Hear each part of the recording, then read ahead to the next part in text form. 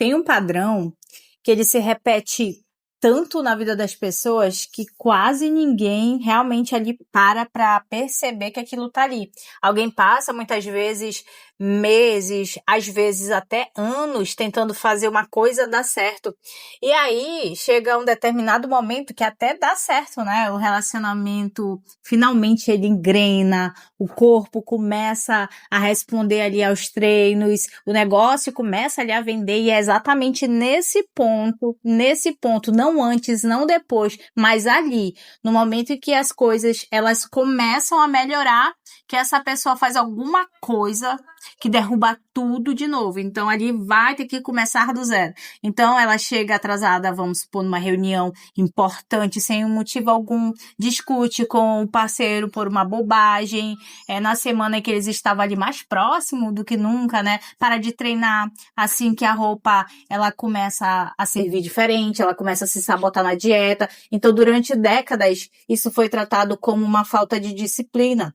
Azar, ou simplesmente, porque a vida é assim mesmo, né? Mas quando você olha de perto, o padrão, ele é bom demais para ser coincidência.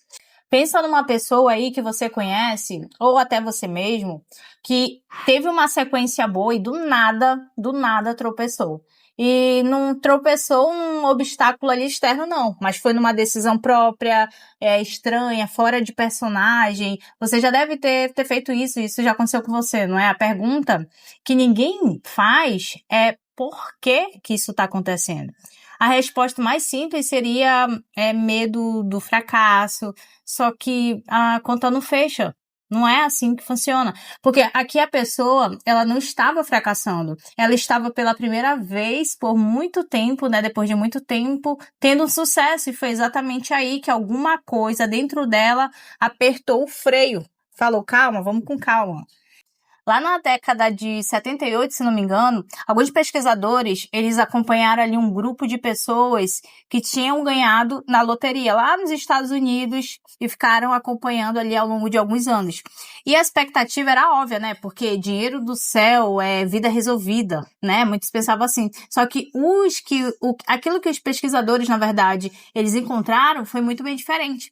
Uma parte significativa dessas pessoas que tinham ganhado na loteria, em poucos anos, elas tinham voltado praticamente ao mesmo nível ali de bem-estar antes de ganhar na loteria. E alguns estavam até pior, né? Endividados, afastados da família, infelizes de um jeito que eles não conseguiam explicar, nem para eles mesmos. E não foi o dinheiro que destruiu aquelas pessoas, tá? Foi o que eles fizeram com o dinheiro, de uma forma quase que automática, como se alguma coisa dentro daquelas pessoas ali tivesse tentando devolver a vida do local de onde ela tinha saído. É até esquisito, né? Pensar que existe aí um mecanismo dentro da gente que trabalha contra o nosso próprio sucesso. Faz mais sentido a gente imaginar que a gente só quer coisa boa o tempo todo. Faz mais sentido a gente dizer que a gente quer sempre evoluir, só que se você prestar atenção na tua própria vida, provavelmente você vai lembrar de pelo menos um momento em que você, de forma inexplicável, você complicou algo que estava dando certo. E aqui está o primeiro dado estranho, porque quanto mais rápido e mais visível é o progresso, maior a chance da pessoa ela se sabotar. Existe um nome para essa sensação aí de desconforto que parece muito quando a nossa vida está melhorando, né? Quando ela melhora rápido demais.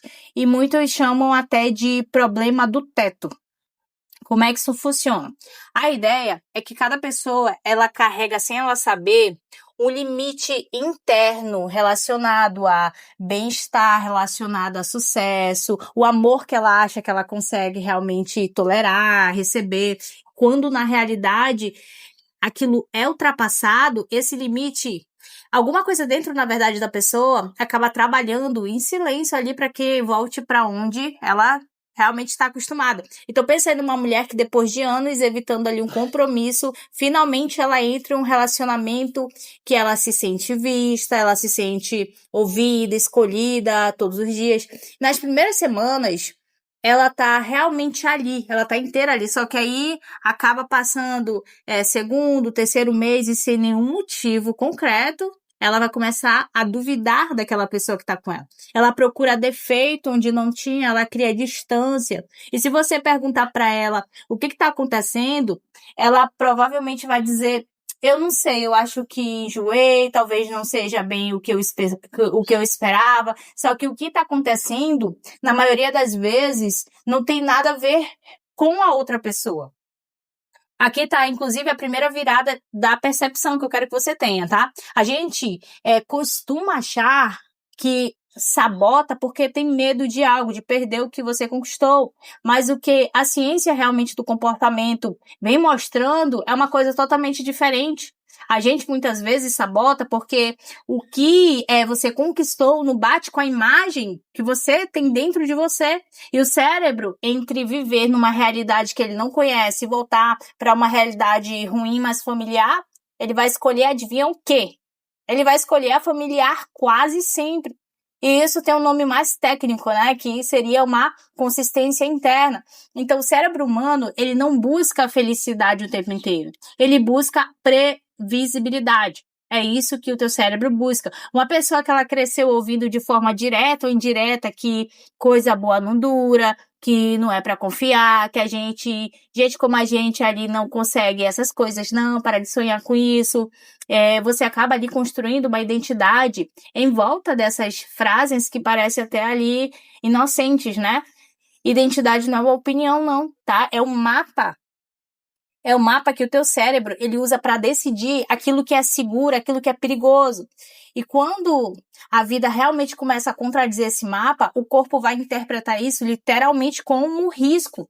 E existe até um jeito simples de você entender isso. Imagina, então, um termostato ali numa casa que está configurado para manter a temperatura em 20 graus. E aí, se por algum motivo a casa esquenta para 25, o sistema ele não vai aumentar, né, comemorar o calor extra. Não, ele vai ligar o ar-condicionado até voltar aos 20 graus programado. Então, ele não sabe que 25 graus seria mais agradável. Ele só sabe que 20 é o que está configurado. E a identidade funciona parecido com isso. Se o teu termostato interno, ele está regulado para uma vida de esforço, sem recompensa, sem realmente ali o amor com condição, de dinheiro contado, uma vida de sacrifício, qualquer coisa acima disso, vai acionar silenciosamente o mecanismo de te trazer de volta para a tua realidade. E aqui mora a segunda virada de percepção, mais desconfortável, inclusive, eu te digo que é a primeira, tá? É que, na verdade, a sabotagem, ela quase nunca parece sabotagem. Ela vai se disfarçar de cansaço, de não é bem a hora agora, de preciso ser realista, de uma briga boba ali, de um atraso, de eu vou deixar para depois. A mente, ela é boa demais em justificar o próprio freio. Ela nunca vai te dizer, eu tô destruindo isso aqui porque não me sinto merecedor. Não, ela vai te dar um motivo lógico, socialmente aceitável, quase sempre relacionado a uma circunstância externa. Quase sempre vai fazer isso. Tem até um caso amplamente estudado no mundo dos negócios que ilustra muito bem esse padrão.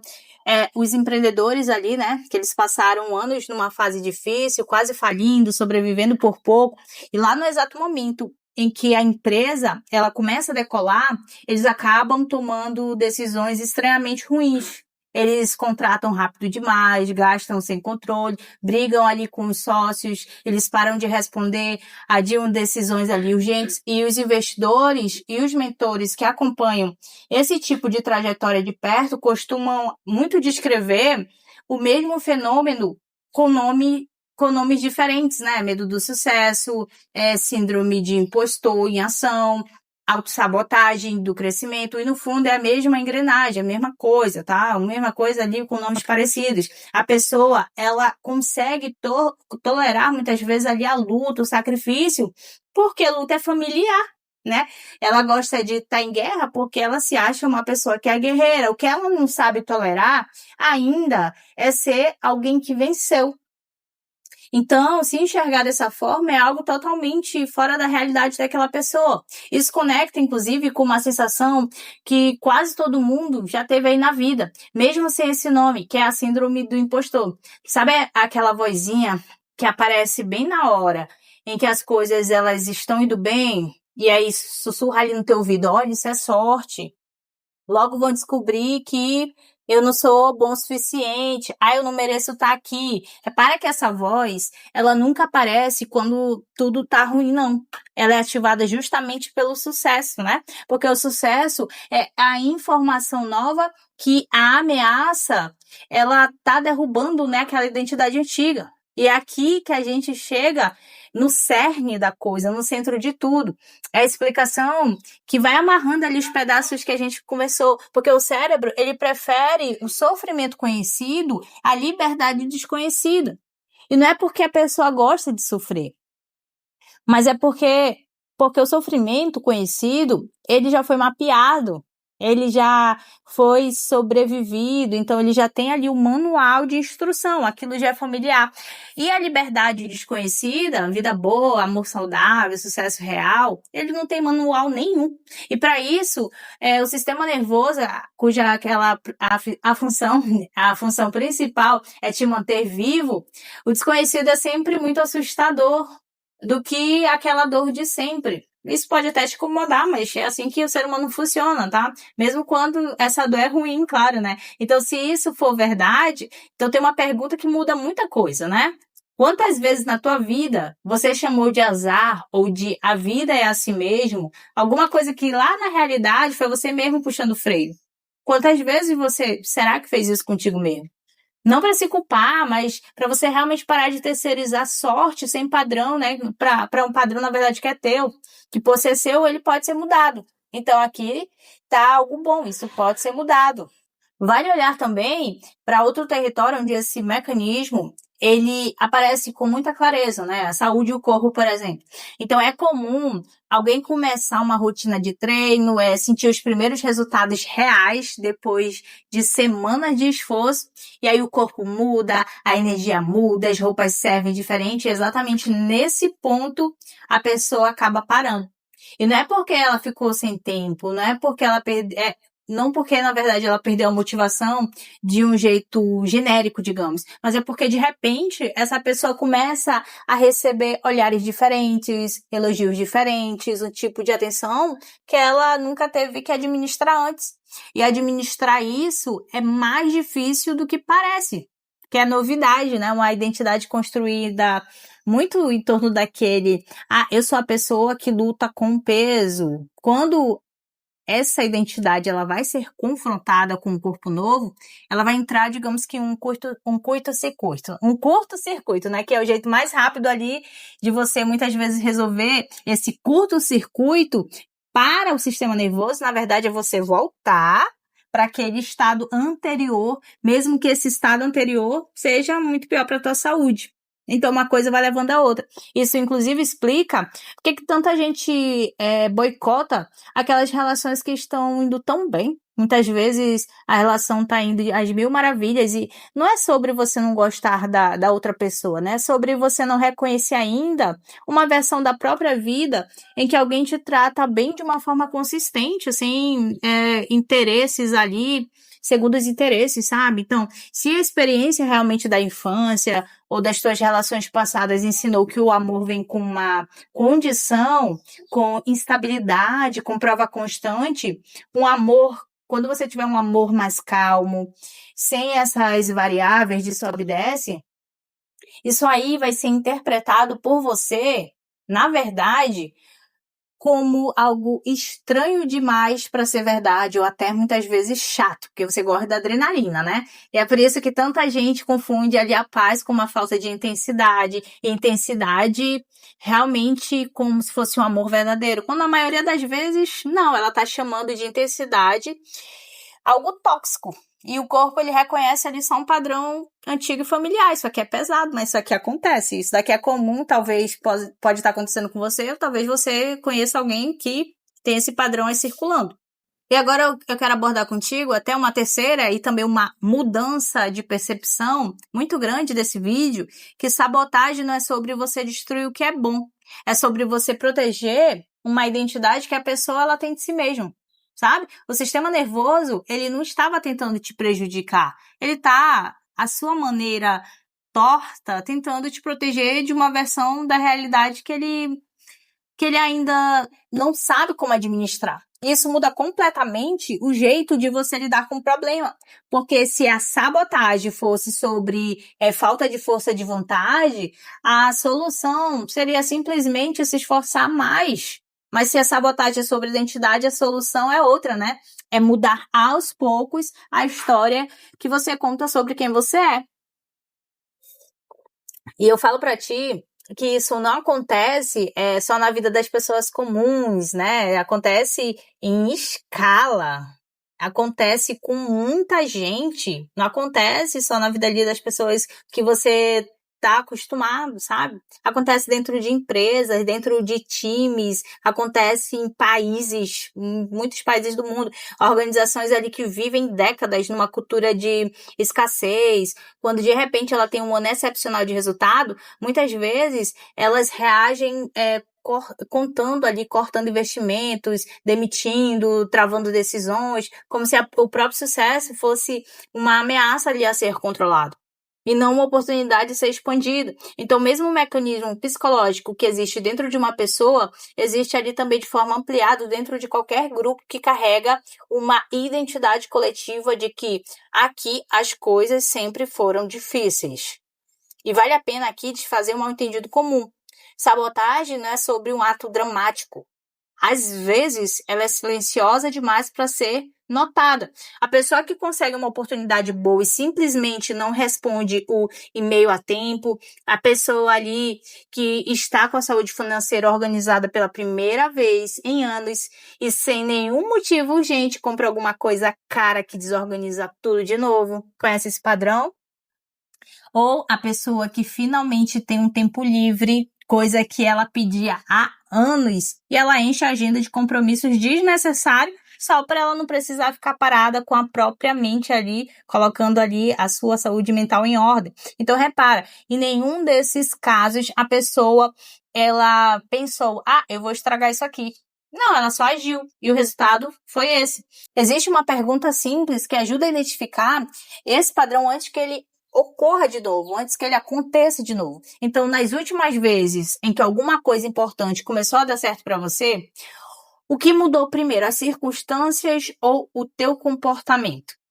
Na maioria dos casos, quando a gente olha com honestidade, percebe que foi o comportamento que mudou primeiro. E comportamento que muda sozinho, sem motivo externo, sem motivo claro ali, quase sempre está protegendo uma identidade antiga. A boa notícia, gente, é que identidade não é destino, né? É realmente repetição.